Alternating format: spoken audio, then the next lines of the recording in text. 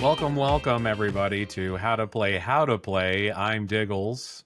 And I'm Erik. Today we're going to be talking about some of these things that happen for Commander, and there was some unbannings, there was some discussion about hybrid mana. They want feedback about a couple of other things, and today we're going to be concentrating on not so much some of these unbanned cards from the game changers, which is significant, but I think we're going to jump right into this speculation that we might have hybrid mana available in non-hybrid decks. That's a big change.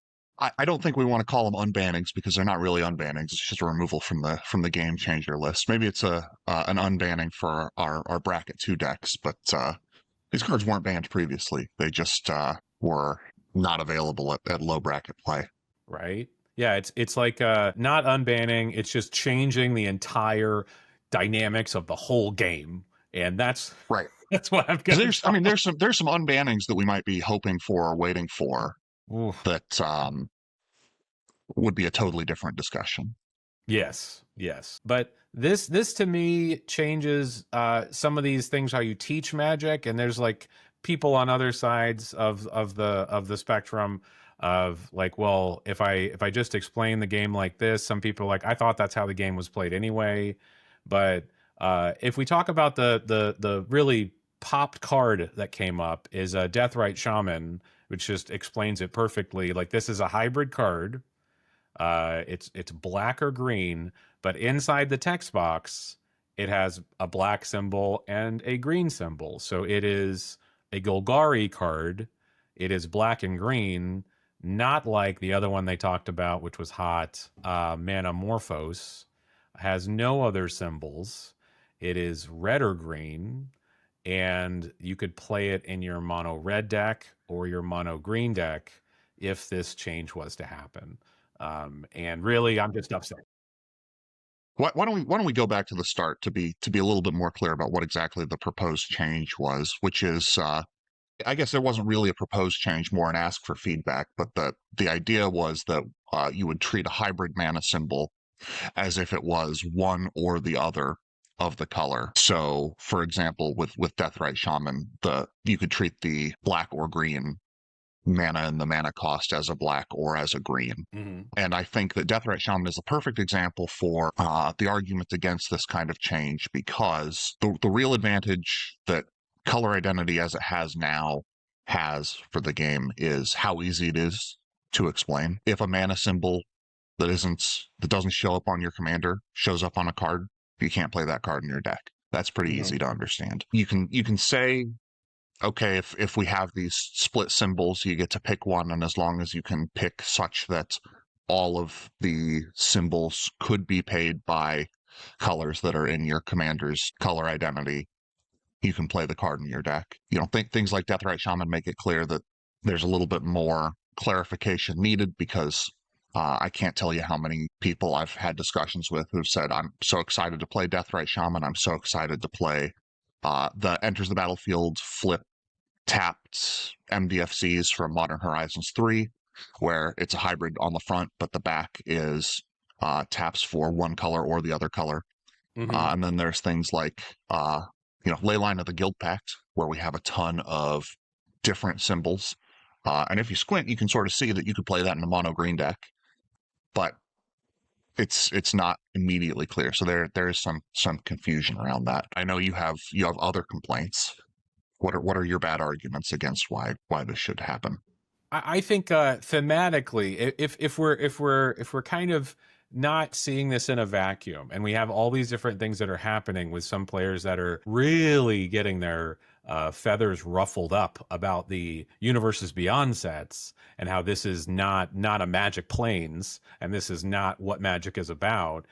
Going to jumping to one of these cards that's come out that it might be played in other decks. This extra combat steps. Do you know the one I'm talking about? Waves of aggression. Yes. So waves of aggression. Red white. There's an extra attack step, retrace. Yes, and it's a powerful card. It is the singular event in Magic history, I think. You know, correct me if I'm wrong, but it's just like it's the single event where white would have an extra combat step by itself. There's equipments I think that do it. There's ways to get, you know, things going if you can do it, but just mono white, that is not a thematic thing in Magic's history. And so why would we go back on this? We're not going to make new cards, obviously. We're just going to keep changing and fidgeting with the recipe. But this is like one of those things that's not a white color identity thing to do, and it's just really off base. I think it was cool to try it. I've never seen it played in any deck against me, but it's just like one of those aspects that just really knocks it on its head.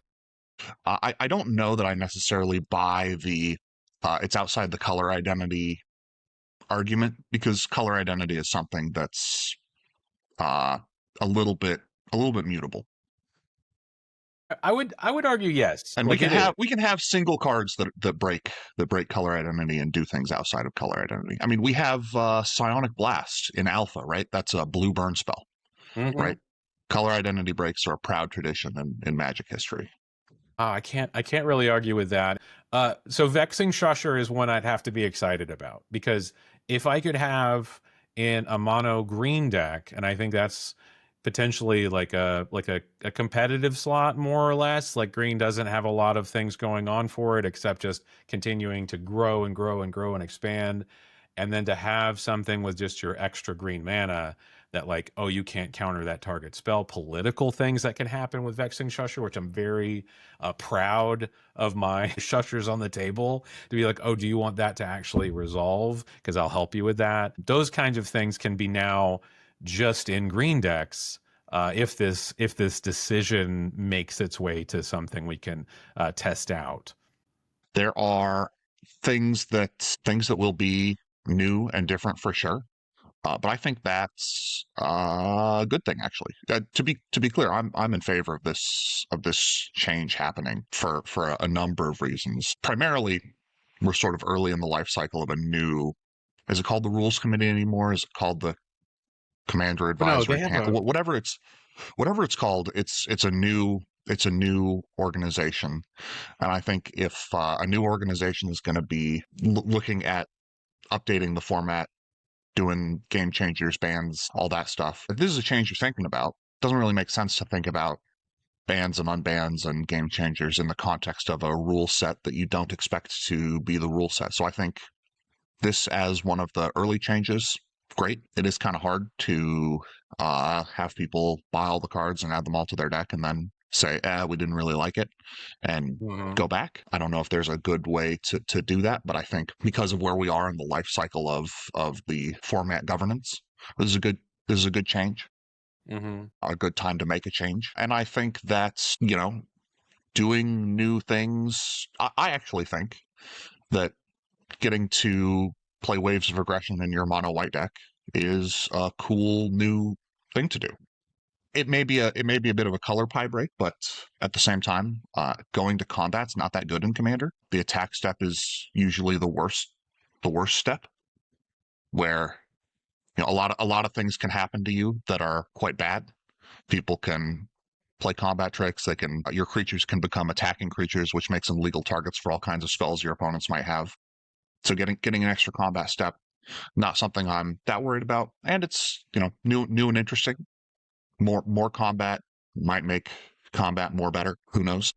Well, and that was the thing about that card is that if I have a Boros deck that needs to lean into that, says I have a Ken Burning Brawler, and you see he cares about combat steps, he cares about those sorcery spells, and I had it, I tested it, I took it out, and this is the thing I wanted to say. So this these announcements that we're having, right? It's not I would like, so this is where I'm coming from. I would like them to say, hey, everybody that's playing Magic right now, these are going to be legal in this set for this time frame, and we want you to fill out this to give us your feedback, and then we may or may not keep it and things like that. I would say having the speculative talk right around these, some more Lorwyn spoilers are coming, even though there's like what, 2 or 3 sets before we go back to Lorwyn that come out. Like, just say like these are legal and play with it and then give us your feedback, because we don't know if it's going to stay legal. I don't know if that would attract people. I don't know if you'd be interested in that, but just be like, what cards are there to play and test with, and it's clear that they want all the feedback, not just, hey, think about this, Magic player. No, play it for months. Play it for like a 6 month or like a season. And then it's legal. We've like seen if we like it or not. Wow, look at this change. Now it's legal. I don't agree honestly with that kind of announcement speculative talk. There's things I think they won't ban and then they end up banning. I'm not going to talk about Jeweled Lotus. I promise. I really promise. But I think they could be announced, or kind of making it tangible instead of just making us fret, or either go to the stores and buy all those cards.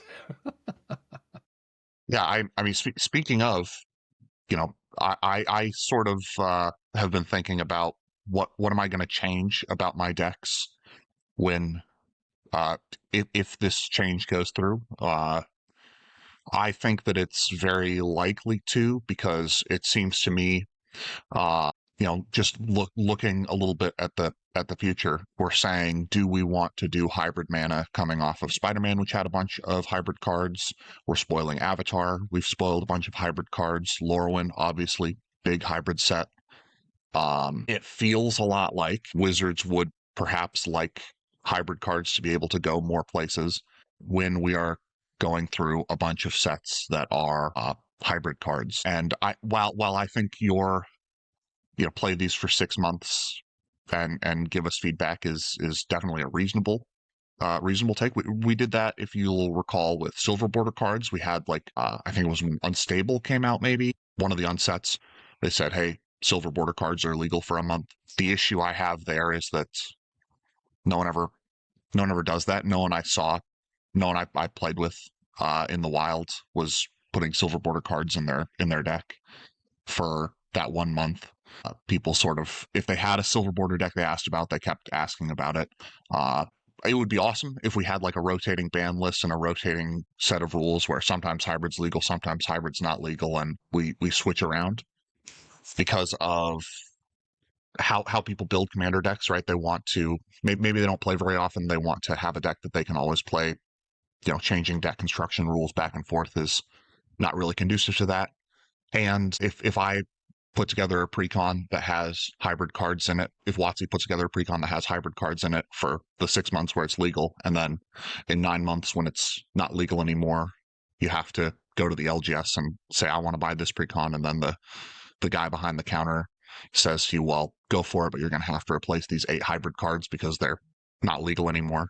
That's, all that's a disaster. Right. So I think this has to be a one direction change.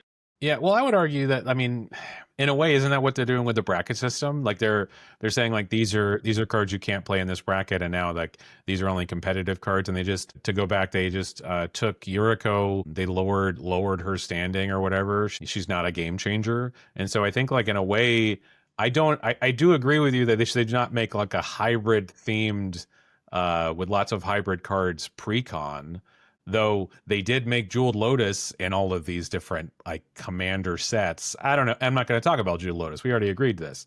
But this change with the game changers is kind of what they're doing. They're saying like, oh, So go ahead. unfortunately, they've got you with that one, because the other part of the announcement was that we're decoupling bracket 2 from precon, so precons can now be any bracket.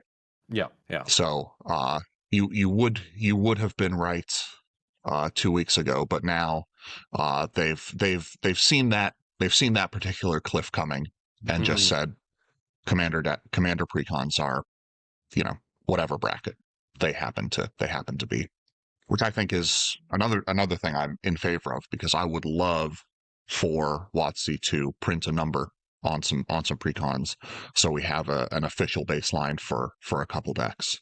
Yeah.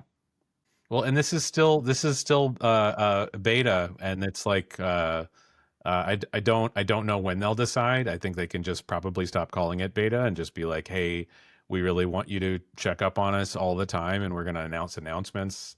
We're going to announcing announcements, and we're going to continue to change this thing that you love, that is like so close and dear to your heart. And then as you react, as like Twitter storms happen, that just kind of feeds the monster. And I can't really argue with that being successful, because I don't know, to be honest with you, what people were talking about most before the bracket changes. I think it was just, what is it, the I reserve know what list. people were talking about before the bracket changes. It was some cards that we agreed not to discuss or talk about when we talked about bannings versus changes, and things like that. Well, and this is the same, being able to play, Sig River Cutthroat in my mono blue, Merfolk deck, a great consolation to be able to catch up when everybody has played all of their artifacts out on turn and enchantments and I'm sitting in fourth seat and I'm holding a dockside to try to be able to just play the game at all. It's a nice consolation that I get Sig.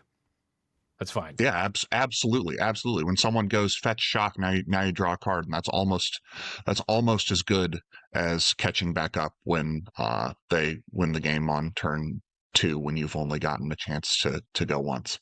Right. But speaking of unexpected bannings, I guess the other interesting thing, there's a couple interesting things from the announcement, but they wanted feedback on something we already talked about, and we agree on it, but we have not talked about Thassa's Oracle being banned, just cutting the legs out of a win con in many, many, many decks as a winning strategy for people that don't play blue in CEDH to take somebody's Thoracle. So banning this for me, I'd love to hear your take on it. What you really feel about it. Sure. So in competitive play, I think that Thassa's Oracle, it adds a lot to the format. I don't know if you remember before Thassa's Oracle was printed, watching people go through their win lines. I'm going to play my Time Twister an infinite number of times to shuffle my library back into itself. I'm drawing infinite cards, so I'm going to draw my Lightning Bolt, and eventually I'm going to Lightning Bolt you so many times that you lose. Mm-hmm. I don't miss that. I think being able to just win the game is kind of nice. It condenses the win conditions into just a couple cards and allows for more cards that are fun for the journey of the game rather than having to add a bunch of cards that are fun for the destination of the game. I think that Thassa's Oracle being the destination, you can say, oh, I don't like how homogenous that is, but it allows for a lot of diversity in those journey cards. So it's actually sort of encouraging deck diversity more than it seems if you would think about just how games end. And then in casual play, I've got a bracket 4 deck with Thassa's Oracle in it, Mm-hmm. and the way I get to Thassa's Oracle is by producing infinite mana and drawing my deck, and I can definitely win the game without Thassa's Oracle. There's a Venser in there, Mm-hmm. the blue creature Venser, and I can go ahead and bounce all of the permanents you have, and then bounce every spell you play, and then bounce a land every time you play it, and attack you with 2/2 wizards. And if you'd prefer that to be the way the game ends, that's fine. I'll sit there for it, and you can sit there for it. But I'd rather just have a way to say, okay, I've drawn my deck and made infinite mana. Here's a card that definitely says I win, rather than you having to say, okay, you win. So I think it's good for the format there too. Um, it's a good way to cap off a lot of different combos. Mm-hmm. And the real downside is that Demonic Consultation or Tainted Pact exile my library into play. Thassa's Oracle is a compact, cheap combo, but in competitive play, you gotta expect people to be doing stuff. You gotta have interaction, and in casual play, that's disallowed by the bracket system. So who cares? Right. And yeah, if the brackets continue, I don't know why they would kind of do such a thing. Like your brackets are kind of encouraging you to play games to win. One of the things in the announcement we haven't talked about, they said a very I would say triggering to me uh kind of tier system on like what turn the game should end. And I was like, what is this from? Like I don't know what, and it was like in these different brackets the turn should end on this time, and I think bracket 5 was like any turn. I've won some turn ones and some turn twos, and I think you love a deck that likes to win on turn one just regularly. If we could though, I don't know if I build decks, and maybe I'm just a weirdo that wants to have fun with the cards and fun with the social aspects and see what can happen. I don't build decks to plan to win on a certain turn. I don't know if that's like I haven't done an analysis on myself. I'm like, why am I playing this mana ramp spell or this kind of interactive spell? Like, am I actually trying to win on like turn 4 to 6? And that's the way I built it. I just don't know. But I thought that did you see that in the announcement? Those could kind of win you win. I did. I think your analysis of that is obviously completely wrong and dumb. I completely agree with you for different reasons. Okay. So take that. Okay. I think that the big error there was players shouldn't expect to lose before this turn was I think what they said. Okay. And that to me is nuts. As I mentioned with waves of aggression, going to combat is already bad. I think the generally the way one player loses earlier than whatever turn they've specified is by being attacked. So now we're building into the brackets this argument that, hey, it's before turn 8 and we're playing bracket 2. You can't attack me because that's lethal damage and I would lose. And I think that is nuts and terrible. I didn't even consider that. Yeah, like you can't. I'm not. We're not supposed to start losing until this time. I don't like the bracket system. I blame Wizards of the Coast and you and the game store. I stopped playing the game. I don't trust the game. I could see some of those things. I suppose. Yeah. Yeah, and the last two times we were at the LGS together, you talked a Rograk Arden player, different Rograk Arden players, in fact, not even the same ones, into attacking me with their big Colossus hammered up double striking Rograk for lethal commander damage on turn 3 and 4. And in both cases, I think that was totally correct of you to do. But given that those were bracket 2 games, now I've got the argument. You can't even attack with that Rograk because it's lethal commander damage if I don't block. You're outside the bracket system. That's, I think, not a good expectation to build in. Yeah, and in the how to play, how do we approach that if we're going under what everybody else is able to read about the bracket system and able to build regarding the bracket system, and somebody does get off like a really interesting like search after equip this and like, oh, I attacked you the first turn and now you're the only one open. I guess I attack you twice in a row and that's 21 commander damage. If it is their like turn 3, 4, 5, something like that, it doesn't say that's bracket 2. Do you get mad at that person? You're like, you're playing a deck that's too good and not in the right bracket that we had a conversation about. Like it puts in that mindset additional confusion, kind of like hybrid mana. If you do that, and the players need to kind of have cohesion in this kind of world we want to play in that is not cohesive and not reading the card doesn't explain the card. And I think that we're going to have more conversations, new people playing the game, old people returning to the format, and it's just gonna continue to be a little messy, but still a lot of freaking fun. I would say, Eric. Okay, I guess we covered our spectrum because we already have a spectrum on like We have dinosaurs that play this game since the Ice Age named Diggles that don't want things to change, and we want to go back to stacking damage. And then on the other, what would be on the other end of the spectrum, Erik? I'll toss it to you.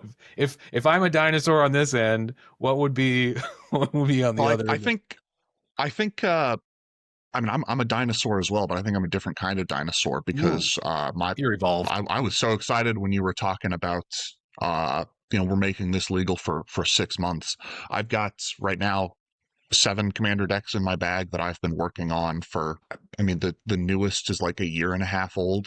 I tend to build a deck and then work on it and work on it and work on it, and then they tend to be pretty powerful. I would love for them to say, okay, for this 6 month season, here's a different rule. For this 6 month season, here's a different rule.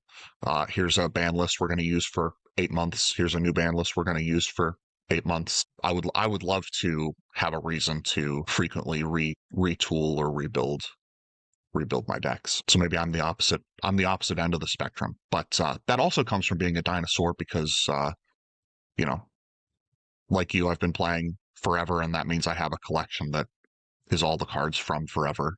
So that might be a little bit out of touch with the newer players that just want to learn the format rather than having to keep relearning. Right. Like did you have what is it?